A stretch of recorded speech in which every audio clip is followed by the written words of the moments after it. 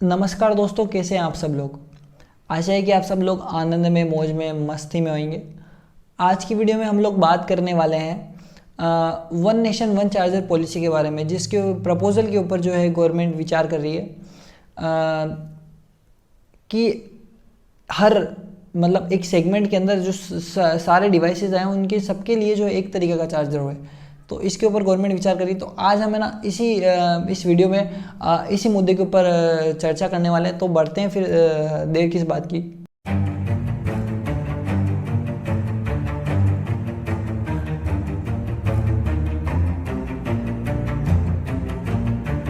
तो government of India manufacturer से बात करी इस विषय पर, सिंगल चार्जर पॉलिसी के ऊपर।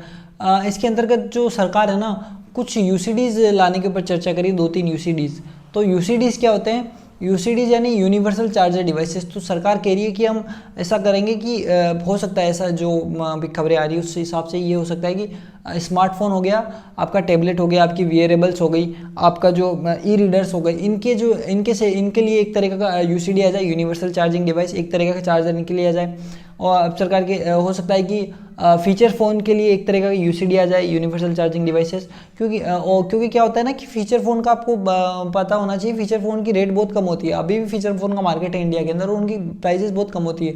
और आप एक चार्जर लेने जाएंगे स्मार्टफोन का ना, तो वो बहुत बड़ा भारी अमाउंट होता है। अगर फीचर फ़ोन की जो कुल प्राइस के मुकाबले में अगर देखें तो वहाँ पर हो सकता है सरकार सोचे कि फीचर फ़ोन के लिए अलग तरह का, और हो सकता है कि लैपटॉप के लिए भी, एक लैपटॉप सेगमेंट के लिए भी अलग से एक यूसीडी लाया जाए। क्योंकि जो लैपटॉप सेगमेंट की उसकी जो चार्जिंग नीड होती है ना, वो स्मार्टफोन से अलग होती है। आप गवर्नमेंट अगर ऐसा करना चाहे कि स्मार्टफोन के लिए और लैपटॉप के लिए एक तरह का कर दें, तो स्मार्टफोन तो चलो चार्ज हो जाएंगे, बट लैपटॉप को चार्ज करने के लिए फिर कितना टाइम लगाएंगे। तो इसलिए हो सकता है कि एक तरीका का यूसीडी स्मार्टफोन वाले सेगमेंट के लिए लाएं, और एक तरीके का जो इस फीचर फ़ोन के लिए लाएं, प्राइस देखते हुए। और तीसरा जो है लैपटॉप के लिए उनकी चार्जिंग नीड को देखते हुए सरकार ला सकती है। अब अगर हम इस पॉलिसी के लाने के पीछे के कारण की अगर बात करें, तो कुछ कारण जो मेरे सामने आए मैं आपको बताता हूँ।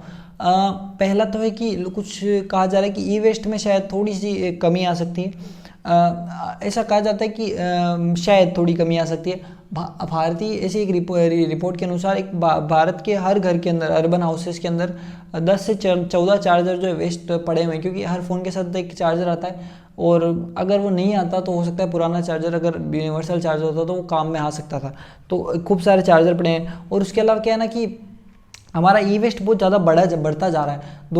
2017 की एक रिपोर्ट, 2017 में जो स्टेट पोल्यूशन कंट्रोल बोर्ड्स ने सेंट्रल पोल्यूशन कंट्रोल बोर्ड्स को रिपोर्ट जो दी थी उसके अनुसार सबमिट किया था। उसके अनुसार जो है ना, टोटल 22,700 टन जो है हमारा ई वेस्ट कलेक्ट हुआ था। ये ऑफिशियल सरकारी आंकड़ा मैं आपको बता रहा हूँ, फाइनेंशियल ईयर 2017 के अंदर, जो कि अभी फाइनेंशियल ईयर 21 के अंदर 3,54,540.7 टन। तो इतना ज़्यादा, यानी काफ़ी सारा हो गया, 10 गुने से भी ज़्यादा हो गया, 10-15 गुना हो गया करीब। तो ये काफ़ी बढ़ गया है। उसके अलावा मैं आपको बताऊँ ना, एक रिपोर्ट के अनुसार जो जितना जो ये वेस्ट होता है ना, ई वेस्ट, जो आपको मैंने आंकड़ा बताया, गवर्नमेंट आंकड़ा है, गवर्नमेंट के पास कितना आता है, उसमें से बोलते हैं कि 90 to 95% तो इनफॉर्मल सेक्टर में चला जाता है, सरकार के पास आ ही नहीं पाता, सरकार के पास नज़र में नहीं आ पाता। तो आप सोच सकते हैं अगर 90 to 95% अगर इनफॉर्मल सेक्टर में चला जाता है, तो इसका मतलब है कि 3.5 लाख सरकार का आंकड़ा है, 3.5 लाख टन। तो आप सोच सकते हैं कि 35 लाख टन तक हमारा जो है ई वेस्ट हो सकता है प्रति ईयर, एक साल का। तो ये थोड़ा ई वेस्ट का समस्या बहुत ज़्यादा है। पर क्या चार्जर यूनिवर्सल चार्जर कर देने से क्या इसका ई वेस्ट का समस्या कम होएगा? तो इसका जो रीज़न है सीधा ना है। क्योंकि क्या है ना कि चार्जर जो ई वेस्ट है, टोटल जो ई वेस्ट होता है उसका चार्जर अगर निकाल लिया जाए ना, तो सिर्फ 0.1% होता है। तो चार्जर में अगर कुछ चेंजेस किए भी जाते हैं ना, तो कुछ खास फर्क पड़ने वाला नहीं है। अच्छा, पॉलिसी का दूसरा फायदा अगर देखा जाए, तो दूसरा फायदा ये कि कंज्यूमर को क्या फ़ायदा मिलेगा। कंज्यूमर को ये फ़ायदा मिलेगा कि उसको हर डिवाइस के साथ नया चार्जर नहीं खरीदना पड़ेगा। उसके पास पहले कोई फ़ोन था, अब कोई नया फ़ोन आया है, तो वो पुराना चार्जर काम हो जाएगा, उसको खरीदना नहीं पड़ेगा। और मैन्युफैक्चरर्स जो पैक करके देते हैं साथ में, उनको भी अगर वो पैक करके नहीं देंगे तो चीपर हो जाएंगे उनके फ़ोन, तो ये फ़ायदा होगा।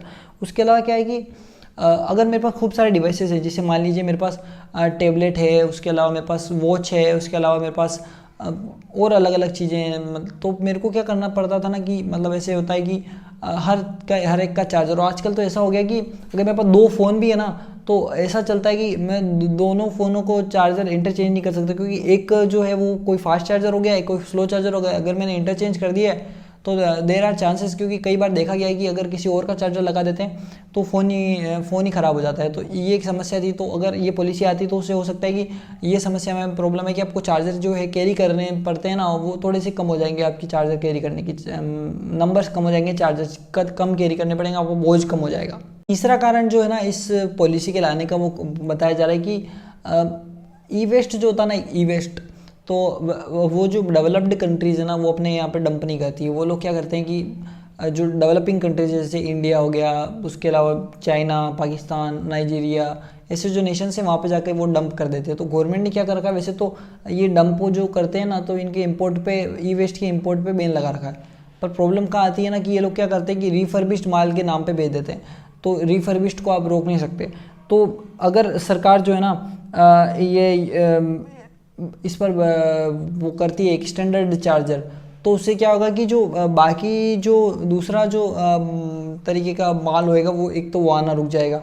उसके अलावा जो अभी यूरोपियन यूनियन क्या करने वाली है ना कि यूरोपियन यूनियन 2024 सितंबर से उनका भी प्लान है कि एक फिक्स एक USB-C पोर्ट को कॉमन चार्जिंग स्टैंडर्ड की तरफ जा रही है वो। तो उससे क्या होगा कि उनका जो वेस्ट हो जाएगा, एक USB-C तो उनके यहाँ काम आ जाएगा, बट बाकी जो जितने भी बचे हैं तो वो क्या करेंगे उनका, तो वो उनको डंप करेंगे भारत जैसे देशों के अंदर। तो अगर हमारा भी चार्जर कोई एक फिक्स होगा, ठीक है, तो हम लोग फिर उसको डिनाई कर पाएंगे कि भाई हमको चाहिए ही नहीं, चाहे रिफर्बिश के नाम पे बेच। ई वेस्ट तो अपन ने वैसे ही बैन कर दिया है, तो हम जो है ना ये ई वेस्ट की डंपिंग से हमारे देश को बचाएंगे, पर्यावरण के नुकसान से हम अपने देश को बचा पाएंगे। ये एक कारण हो गया। तो मैंने आपको 3 कारण बता दिए क्या कारण रहे हैं इस पॉलिसी के लाने के पीछे।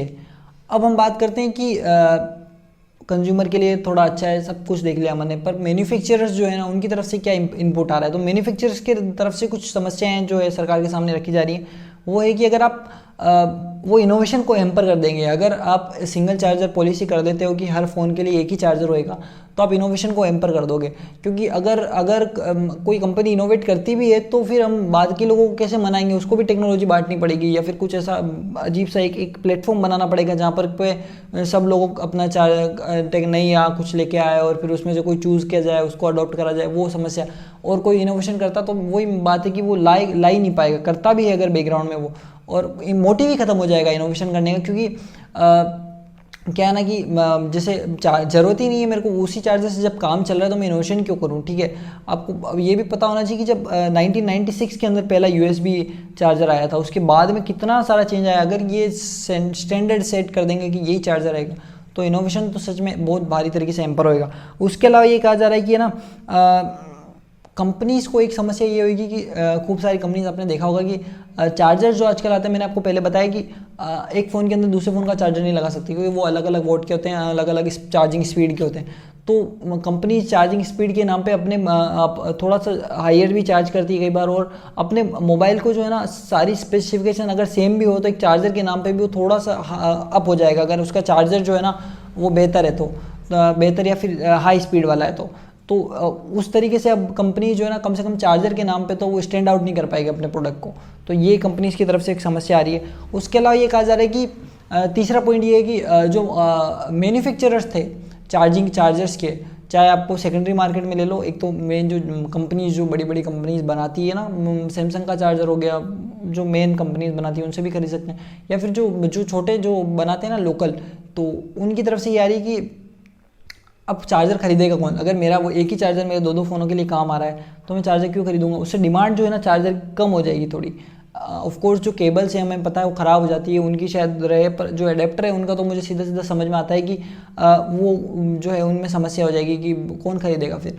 तो उससे क्या है, जो वो बनाती, वो जो इंडस्ट्री जो चार्जर बनाती है ना, तो उस इंडस्ट्रीज़ के लिए जो थोड़ा सा अब समस्या खड़ी हो जाएगी, उनको काम कम मिलेगा।